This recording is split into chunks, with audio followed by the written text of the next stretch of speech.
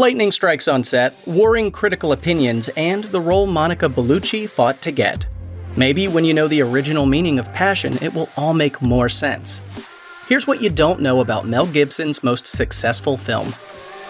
While doing press ahead of the release of The Passion of the Christ, Gibson explained how he found himself at a particularly low point in his life more than a decade earlier. He described it in a TV interview with Diane Sawyer, saying that he was experiencing what he termed spiritual bankruptcy.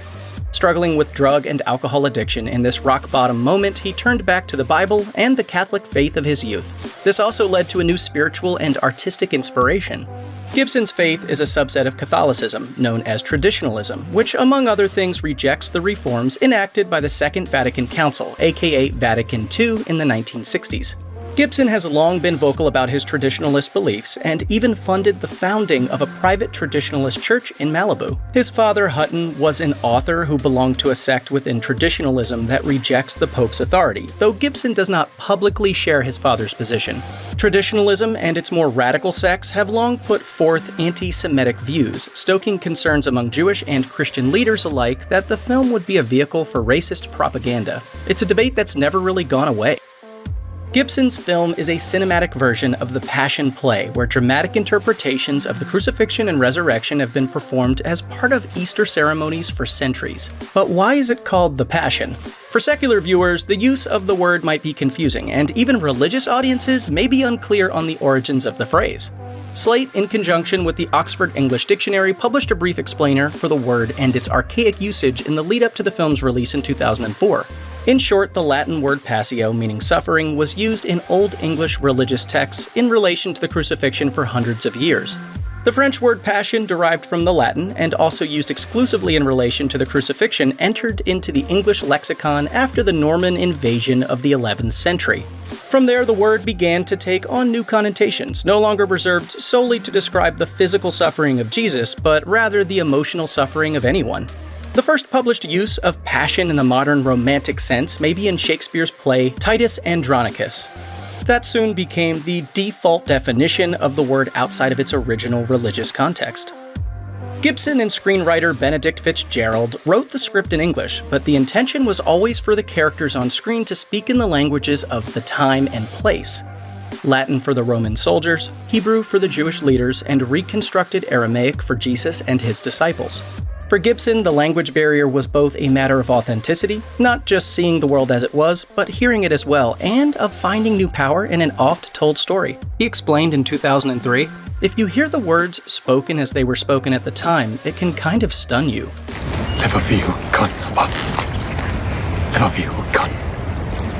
Originally, the plan was for the dialogue to not only be spoken in dead languages, but to be unsubtitled as well. Gibson said before the film's release, "Caravaggio's paintings don't have subtitles, but people get the message." Eventually, however, common sense won out and the film was released with subtitles.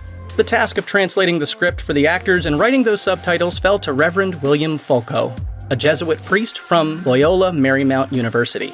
Fulco worked to make the languages feel dynamic and alive, using more vulgar forms of Latin for the Roman soldiers' dialogue than he used for an aristocratic figure like Pontius Pilate. In an interview with the Chicago Tribune after the film was released, Fulco acknowledged that there are a few pockets of the world where Aramaic is still spoken, particularly among sects of Iraq-born Catholics. The form that would have been spoken in the first century is considerably different from its modern equivalent. Though the film's narrative and languages are steeped in the earliest days of the first millennium, the film's visual style sought inspiration more than 1,000 years into the future, specifically the Catholic art of the Italian Renaissance. Caleb Deschanel, the film's Oscar-nominated cinematographer, describes how he and Gibson were inspired by the art of the 16th century painter Caravaggio. They both admired the way that the Italian master used light in composition and his depiction of distinctive faces and bodies. Deschanel shared his appreciation, saying, "I'm drawn to the human face because it's so powerful." Renaissance art also provided a different kind of inspiration, by way of what it often did not depict: the physical violence at the heart of both Christ's ordeal and Gibson's film. Deschanel shared that while art made prior to the 13th century is more explicit, by Caravaggio's era in the late 1500s and early 1600s, things had changed, saying, "At some point the images became cleansed. The way the story has been represented is very interesting." That cleansed narrative, whether from the 17th century or the 21st, is what Gibson's film brutally pushes back against. When it came to casting the film's central role, Gibson sought out actor Jim Caviezel. At that point, he was known for his appearances in films like The Thin Red Line, Frequency, and the 2002 remake of The Count of Monte Cristo. Gibson's producing partner reached out through Caviezel's agent and arranged a meeting, ostensibly to talk about a film project titled Mavericks. It was only after the meeting began, Caviezel later told the National Catholic Register, that he and Gibson's conversation turned toward their shared Catholic faith. Caviezel soon realized that he was essentially auditioning for the part of Jesus. All of a sudden I remembered that and I said, "You want me to play Jesus, don't you?" And he says, "Well, yeah." And I said, "Okay." Though the part was Caviezel's to lose, Gibson offered him a chance to refuse it the day after he accepted. Caviezel recalled in an interview with Christian Broadcasting Network, Gibson said, "I want you to be aware of what you're going to go through. You may never work again." Both men understood that the character was not to be taken on lightly, and that the actor playing Jesus would by necessity become a spokesman for the film and its intentions. This was much like the controversies Willem Dafoe faced with Martin Scorsese's The Last Temptation of Christ. If the film were to fail or to offend its audience, the responsibility for that failure would fall not just on the director, but somewhat unfairly on the star as well. Caviezel, though exhilarated and terrified at the prospect of playing Jesus, had no qualms about taking the role. He shared, "I told Mel, it's eerie. My initials are JC, and I'm 33 years old. That was it." Jesus is, of course, the central character of The Passion, but not the only character. One of the most important characters in the story is Mary Magdalene. Gibson's choice for the role was Italian actress and model Monica Bellucci, a choice that may have seemed unusual. Bellucci first became famous in her native country as a beautiful fashion model. She was later best known to mainstream American audiences at the time for her roles in the first two Matrix sequels and to arthouse audiences for the brutal 2002 drama Irreversible. Surprisingly though, Bellucci was the one who sought out the role and campaigned for it. Even as people around her cautioned against it, she told the London Evening Standard in an interview promoting the film's UK release, "I did all I could to get an audition. People would say to me, nobody will see it, nobody wants to produce or distribute it, it'll make no money, and it will raise controversy. Why do you want to do it?" Her answer to that question, much like those of Gibson and Caviezel, is equal parts artistic and spiritual. She said, "Mary Magdalene was just a sinner like you and me. Her humanity and weakness touched me. I like the dark sides of humanity." Considering the spiritual nature of the film, a retelling of The Passion being filmed outside of Rome by a deeply Catholic director and star, it only makes sense that the set was a hotbed for matters of faith during production. Father John Bartonek, a Catholic priest and former actor, visited the set at Gibson's request. He would later publish his observations in the 2005 book Inside the Passion. Speaking to the National Catholic Register at the time of publication, he noted that though no one on set was pressured to participate, star Caviezel received the Eucharist every day before filming. He also shared that Luca Leonello, the actor playing Judas and a professed atheist, asked Father Bartonek to hear his confession at the end of production. He also later baptized his children in the Catholic Church. Still, the positive atmosphere wasn't quite enough to protect Caviezel from some awfully symbolic injuries during the film. He was famously struck by lightning while in costume, while another member of the production, assistant director Jan Michelini, was struck twice. Caviezel was whipped for real while filming the infamous scourging scene when one of the stunt performers missed his aim.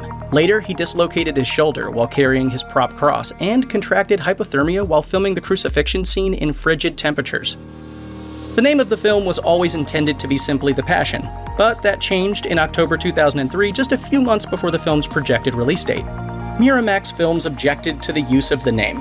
They owned the film rights to Jeanette Winterson's 1987 novel The Passion and had already registered that title with the Motion Picture Association of America.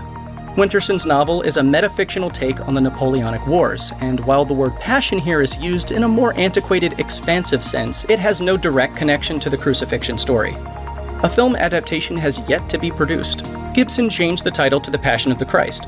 The word Christ is translated from the Greek Christos, which is in turn derived from the Hebrew word meaning Messiah, meaning Messiah or Anointed One.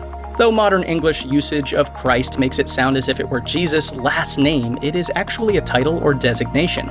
Gibson's use of the article reinforces this more literal definition of the word Christ, which also gives audiences a clue about the tone of the devout film they are about to see. When the film began screening for critics, shortly before its February 2004 release, reception was mixed. Roger Ebert was moved by the power of the film's brutality, calling it the most violent movie he'd ever seen in his 4-star review. He also reflected on his own Catholic upbringing, serving as an altar boy, but giving little thought to the significance behind the ceremony. Ebert shared, "What Gibson has provided for me for the first time in my life is a visceral idea of what the Passion consisted of."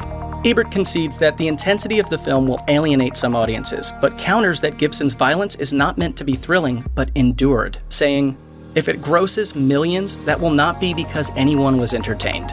Many critics besides Ebert certainly fell on the not entertained side of the divide, finding the film's vision and intention to be excessive and distasteful.